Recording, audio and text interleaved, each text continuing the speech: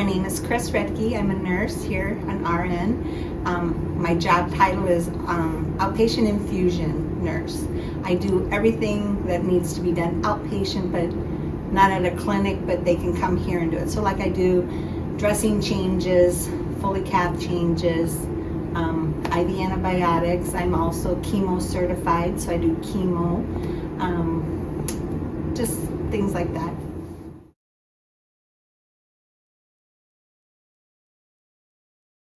The job that I had prior, where I worked, it closed, and I was a single mom of 2 kids at that time, and so it's like, what am I going to do to raise 2 kids on my own? So I went back to school and I became a nurse.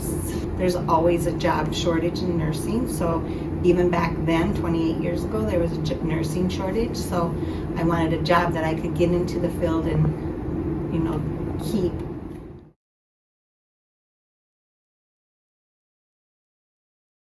Well, it saves a lot of people travel time. We do a lot here in Windom. If we didn't have this little hospital, the next hospital would be Worthington or St. James.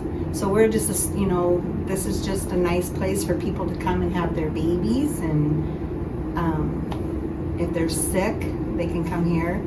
We don't do any major surgeries, but we still do some same-day surgeries. So if we didn't have that, people would have to be traveling more.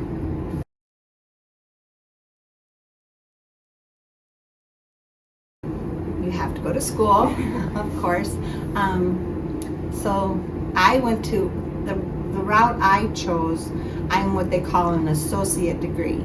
So I got my LPN first, and I worked here as an LPN for 5 years. And then I went back to school and got my RN, and then, so I'm just what they call an associate RN. So that's a 2-year RN. You can still get that, but the hospitals are starting to require and want people to have a bachelor's degree in nursing, so that's more like 4 years.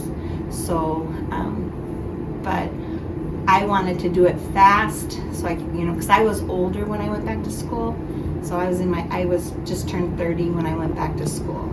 So I did it the fast way, the fast track way. So yeah.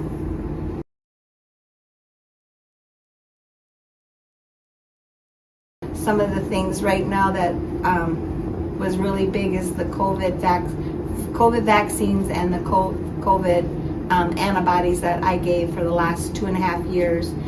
Did 2 to 3 a day for a long time. It's starting to go back now. So I was working with COVID people all the time, very sick people coming in, and I'd give them the antibodies. So that was what the biggest thing in the last couple years that I've done that hopefully helped a lot of people, saved them from going into the hospital.